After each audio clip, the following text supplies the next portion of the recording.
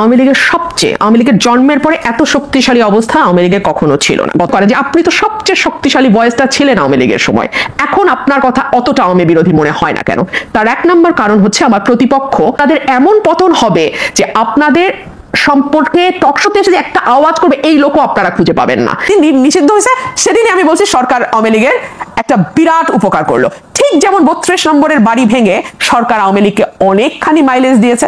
কেবল আপনার দেশের মাটি ভাবলে তো হবে না, দেশের মাটিতে তো মাইলেজ পেয়েছেই, সেই সঙ্গে আন্তর্জাতিক মহলেও সরকার আওয়ামী লীগকে বিরাট একটা মাইলেজ দিয়েছে। সো মেনে নিয়েছিল যে 2028 সাল পর্যন্ত অ্যাটলিস্ট চোখ বন্ধ করে আওয়ামী লীগ থাকবে, এবং তারপরেও আরো 5 বছর থেকে সেটা সেই 41 পর্যন্ত গড়াবে কিনা সেটা নিয়ে নানান তর্ক বিতর্ক বা কিছু কথাবার্তা হয়তো সমাজে বা রাজনীতির মাঠে চালু ছিল, কিন্তু অ্যাটলিস্ট 28 পর্যন্ত মোটা দাগে সকলেই হাসিনাকে মেনে নিয়েছিল। কিন্তু এর মধ্যে যে হঠাৎ করে এমন একটি ধাক্কা আসবে, সেটা আজকে বুকে হাত দিয়ে সকলে যদি যার যার কাছে নিজের সৎ থেকে আয়নার সামনে দাঁড়িয়ে নিজেকে প্রশ্ন করে, আমার মনে হয় তারা তাদের উত্তরটি পেয়ে যাবে। আর যে কথাটি আপনি বলছেন যে খুব বেশি বোধহয় আর পার্টিজান থাকা যাচ্ছে না, খুব বেশি বোধহয় বিএনপি আর আমাকে মনে হচ্ছে না, তার কারণ সম্ভবত এই ধাক্কাটি না আমার মনে হয় প্রত্যেকের ভেতরেই নাড়া দিয়ে গেছে। ধরুন আমি যদি একজন ব্যক্তিগত রাজনীতিবিদের বা একজন রাজনৈতিক ক্ষুদ্র কর্মী এবং একজন আইনজীবী মানবাধিকার কর্মীর চোখ দিয়ে পুরো ঘটনাটিকে দেখি, আমার কাছে মনে হয়েছে কেবলমাত্র একটি নির্বাচন, কেবলমাত্র মন্ত্রিসভার মুখগুলোর পরিবর্তন, কিংবা কেবলমাত্র সংসদ সদস্যদের এক পালের পরিবর্তে অন্য পাল গিয়ে সংসদে বসে যাওয়ার জন্যই এই 2000 মানুষ রক্ত দেয়নি। আবু সাইদ একেবারে নির্ভীক চিত্তে একটা গুলি, তারপরে আরেকটা গুলি, এবং ধীরে ধীরে তার মাটিতে বসে পড়া, এই বিষয়গুলো আসলে না এক পাল মানুষের বদলে আরেকটা পাল মানুষের বসে যাবার জন্য হয়নি।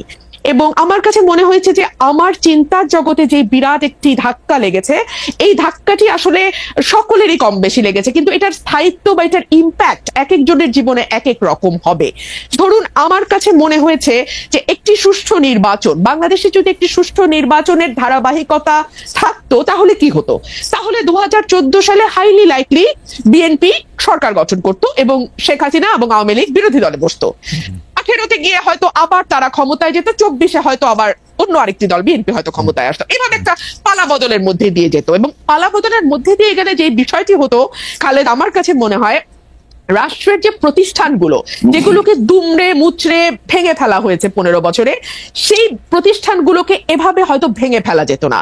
আজকে যেভাবে আমরা দেখতে পাচ্ছি মসজিদের খতিব থেকে শুরু করে একেবারে পাড়ার স্কুলের হেডমাস্টার পর্যন্ত পালিয়ে যে প্রাণ বাঁচাচ্ছেন, কারণ সোশ্যাল টেক্সচারটা পুরোপুরি নষ্ট হয়ে গিয়ে একেবারে প্রান্তিক লেভেল পর্যন্ত সকলকেই এক দলের সদস্য হয়ে যেতে হচ্ছে, এই অবস্থাতে বাংলাদেশ যেত না।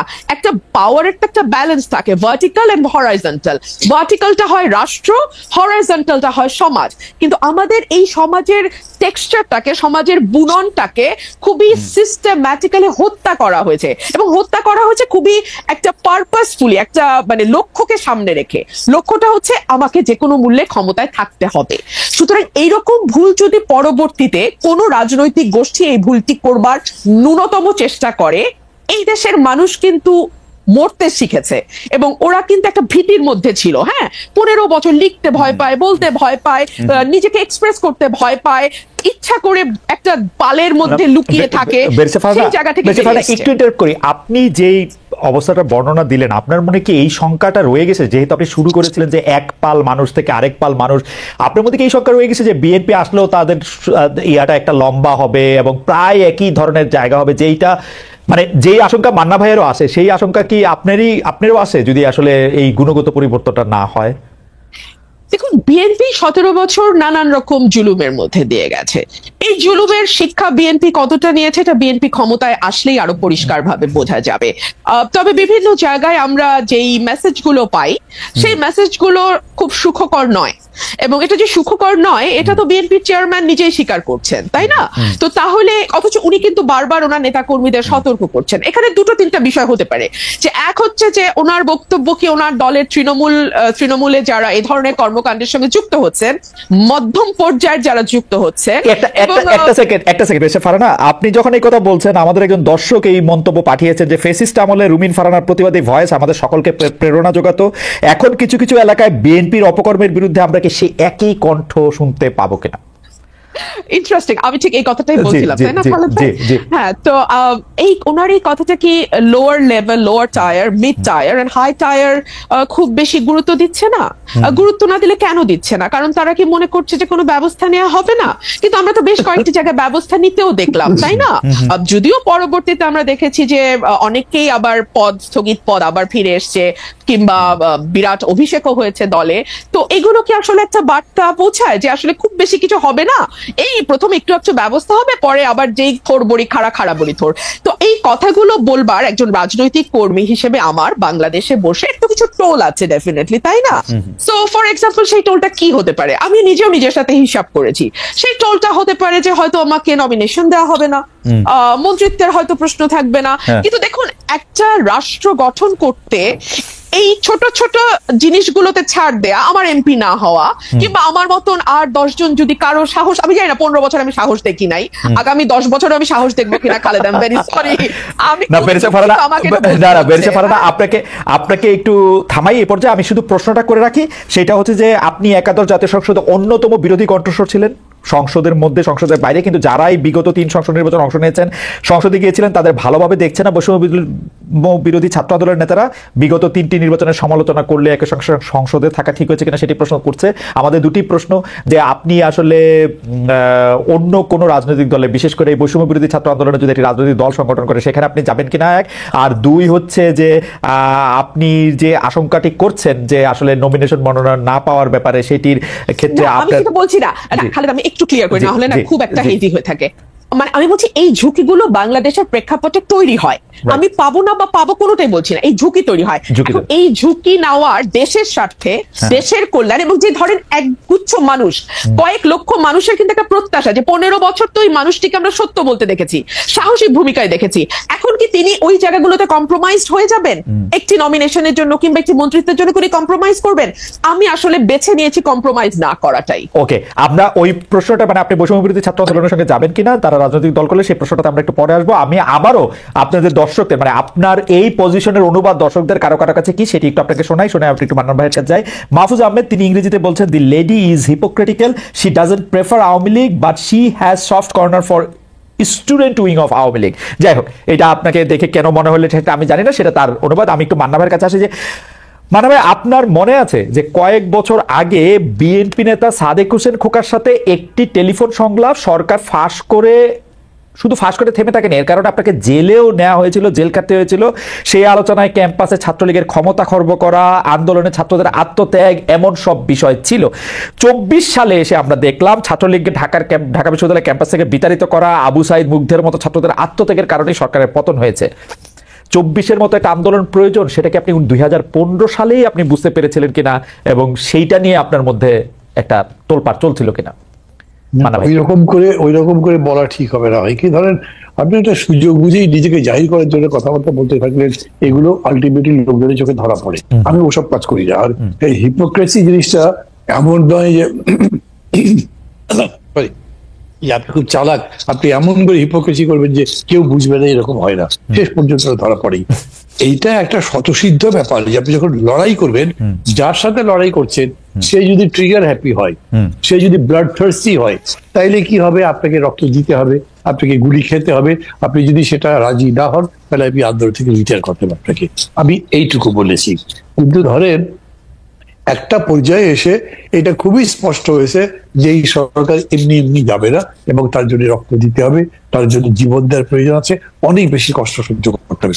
কষ্ট তো আমরা সহ্য করছি না, কিন্তু এইরকম করে অকাতরে জীবন দিতে হবে, এই ব্যাপারটা আমরা বুঝি নাই। এটা যদি আমাকে বলেন যে আমি কি এটা ইভেন ধরেন জুলাই শুরুতেও বুঝেছিলাম, তা বুঝি নাই। কারণ কি, মানে নিজের বিবেকের মধ্যে এটা কল্পনাতে আসতে পারে না, কল্পনাতে আসতে পারে যে এইরকম করে কেউ মানে নৃশংস হতে পারে, এরকম করে কেউ হৃদয়হীন হতে পারে, এটা আমার বিবেচনার মধ্যে আসেনি। যদি আমি খুব অনেস্টলি বলি, আমি কয়েকটা বক্তৃতায় বলেছি Sheikh Hasina she has a, কি বললো, মেটালিক হার্ট। ওইটা একটা জেনুইন হিউম্যান হার্টটা যদি হতো, তাহলে এই যে মায়ের কান্না ইত্যাদিতে এত দেখে উনি এগুলো নিশ্চয়ই বিচলিত হতেন বা ঘুরে দাঁড়াতেন বা ঘুরে যেতেন, করেননি তো। সেই কারণে শেষের দিকে যেটা হবে সেটার পক্ষে আমি একটা কথা বলি, ধরেন এই যে একটা খুব ঐতিহাসিক ঘটনা, একটু ছোট্ট একটা জোকের মতো করি, বাংলাদেশের ঐতিহাসিক জায়গা কি জানেন? বিশাল আন্দোলনের মধ্যে দিয়ে সরকারের পথের পর বিরোধী দলের নেতা পলায়ন, পুরো পার্টি পলায়ন করেছে, এই উদাহরণ আছে। হ্যাঁ। আবার সাম্প্রতিক উদাহরণটা হয়েছে এরকম যে বিশাল গণঅভ্যুত্থানের সরকারের পতনের পরে যে মূল বিরোধী রাজনৈতিক দল তারা সাইড লাইনে আছে, তারা কিন্তু সামনে নাই, আন্দোলনের পতাকা তাদের হাতে নেই। এই যে ঘটনাটা ঘটলো, এটা কেন? এটা না বোঝার কারণে 28 অক্টোবরের আগে যখন আমাদের লিয়াজো কমিটি বসছে, তখন কি প্রোগ্রাম করব আমরা, এই আলোচনা হয়েছে। আমি খুব স্ট্রেট বলেছি যে আমাদের নিজেদের কিন্তু এটা রেডি থাকতে হবে যে এরকম পরিস্থিতি হতে পারে। কারণ তারা তো ঘোষণা দিয়েছে যে তারা এগুলো করতে দেবে না, সমাবেশ করতে, কিছু করতে দেবে না। তখন মানে আমি ঠিক নাম বলে কাউকে ইমপ্লিকেট করতে চাচ্ছি না, কিন্তু তারপর বিএনপির পক্ষ থেকে বলা হয়েছে, ভাই কত লোক মারা যাবে, ভাই set you have nothing to do, কি করবেন আপনি? জীবন যদি যায় তো যাবে। আপনার যদি মনে থাকে যে, তাহলে আমি আপনাকে বলি যে আপনি আমার যে ক্যাসেটের কথাটা বললেন না খোকাবের সঙ্গে, ওটা নিয়ে দেখতে পারেন। উনি জিজ্ঞেস করেছেন, ওই যে আমি যখন বলছি ইউনিভার্সিটি থেকে এটা করতে বেরোচ্ছে, তাহলে তো ওখানে রক্ত ঝরবে, গুলি হবে, লাশ পড়বে, তো 1200 না, লাশটা রক্ত ঝরবে, 1200 পড়বে। তো আমি বলেছি যে আপনার কিছু করার নেই, আপনাকে করতে হবে, আমি তো পারছি না, তারা যদি পারে আবার তার বিরুদ্ধে দাঁড়াতে হবে। ঠিক এই কথা আমি বলছি যে আলটিমেটলি এইটা বোঝা গেছে, আপনাকে চ্যালেঞ্জটা নিতে হবে, আপনাকে পাঞ্জা লড়তে হবে, বলতে হবে আইদার ইউ অর বি, এখানে আর মাঝামাঝি করার জায়গা নাই। মানে আপনার জন্য প্রশ্ন হচ্ছে যে, আমার প্রশ্নটা আমি একটু পরে করি, আপনি যদি চট করে, আপনার জন্য প্রশ্ন হচ্ছে যে আপনি জানেন যে হাইকোর্টের একটা অর্ডারে বলা হয়েছে যে জয় বাংলা বলার এখন আর কোনো বাধ্যবাধকতা নেই, যেটা সরকার বাধ্য করেছিল যে জয় বাংলাই হচ্ছে একটা স্লোগান। হাইকোর্টের অর্ডারটা আমি যেরকম বুঝেছি যে এটার বাধ্যবাধকতা নেই, যার ইচ্ছা সে দিবে, যার ইচ্ছা সে দিবে না, ব্যাপারটা এরকমই মনে হচ্ছে। আপনি এটাকে কিভাবে দেখেন যে এটা নিয়ে আসলে লোকজন আপনাকে প্রশ্ন করছেন? মানে প্রথম কথা হচ্ছে, ধরেন কেউ আমাকে প্রশ্ন করে দেশে ওই জয় বাংলা, আমাদের এখানে যখন তারা যুক্ত হচ্ছে তারা প্রশ্ন করছে। হ্যাঁ, তো আমি বলছি যে ধরেন এইসব কথার বা এগুলো অর্ডারের বা রায়ের যে লিগাল ইমপ্লিকেশন, এটার মধ্যে আমি বলতে চাই না, বিকজ আমি ওটা বুঝি কম। কিন্তু আমি অলওয়েজ এই ধরনের অর্ডার পলিটিক্যাল মিনিংটা বুঝতে চাই। পলিটিক্যাল মিনিং যদি বলেন, তাহলে কোনো সময়ের জন্যই কোনো স্লোগান আমার জন্য বাধ্যবাধকতা হতে পারে না। এখন ধরেন জাতি রাজি হলো, তারপরেও কোর্ট আইনের সবাই মেনে, কিন্তু আমার কাছে সেই স্লোগানটা পছন্দ নাও হতে পারে, আপনি তো আমার জোর করে চাপিয়ে দিতে পারেন না। ডেমোক্রেসি এরকম নয়, it is just the rule of majority, তার ওপিনিয়ন যাতে বলে তার ভিত্তিতে হয়। It is also right for the minority to express, যে তারা যাতে তাদের কথা বলতে পারে, তারা বলবে যে আমি ঠিক মনে করছি। ওকে, ফেয়ার এনাফ। আমি আপনাকে যে প্রশ্নটি করতে চেয়েছিলাম যে আপনি বলেছেন যে মানে বাংলাদেশে অনেক ফানি জিনিস হয়েছে, যে বিরোধী দলের নেতাকে আসলে আত্মগোপন করতে হয়েছে গণ অভ্যুত্থানের মুখে, যেটা মানে যেটা আসলেই ফানি, মানে যতবার আমার মনে হয় ততবারই আমার কাছে হাসি পায়। আপনি বলেছেন যে এত বড় একটা আন্দোলনের পরে প্রধান বিরোধী দলের হাতেই আসলে আন্দোলনের পতাকা নাই, সেটাও একটা মনে রাখার মতো বিষয়। কিন্তু আমার কাছে যেটা হচ্ছে খুব মনে হয় যে শেখ হাসিনা, যিনি কারো কথা চিন্তা না করে, কাউকে কোনো কিছু না জানিয়ে চলে গেলেন, পালিয়ে গেলেন, এখন আবার তিনি বলছেন তাকে আসলে পালাতে বাধ্য করা হয়েছিল, এবং তিনি বক্তৃতা দিচ্ছেন, সেই বক্তৃতা নিয়ে তার নেতা কর্মীরা আবার মানে এটা নিয়ে উৎফুল্ল হচ্ছেন। এই ব্যাপারটাকে আপনি আসলে রাজনৈতিকভাবে কিভাবে বিশ্লেষণ করেন? মানে আমি আওয়ামী লীগ করলে তো আমি মানে তার উপরে এতই রাগ করে থাকতাম বা এতই আমি মনে কষ্ট পাইতাম, এইটা এইরকম কেন? মানে এটা আমি একটু মানে আপনার কাছ থেকে একটু আমি একটু বেরেছে ফারানা থেকে আসি, একটু আপনি এটা একটু মানে আপনি মানে আগে প্রশ্নটা করে রাখলাম যে বেরেছে ফারানা, আমি আসলে প্রশ্ন করেছিলাম যে বৈষম্য বিরোধী ছাত্র আন্দোলনের মধ্যে আপনি আসলে যুক্ত হবেন কিনা, এটা হবেন কিনা, জয় বাংলা নিয়ে আসলে আপনার মতামত আমরা একটু শুনে নিতে চাই, যেহেতু প্রশ্নটা উঠেছেই। আপনি একটু বলবেন যে হাইকোর্ট বলেছে যে এটার না, আমি আসলে কোনো দলে যাওয়ার কথা কল্পনাও করছি না, এটা আমার কোনো চিন্তার মধ্যেও নাই। আর দ্বিতীয় যে প্রশ্নটি, জয় বাংলা স্লোগান, দেখুন পুরাটাই তো পলিটিসাইজ হওয়া। এই যে আপনি না আলাদা আলাদা ভাবে কোনো প্রতিষ্ঠানকে রক্ষা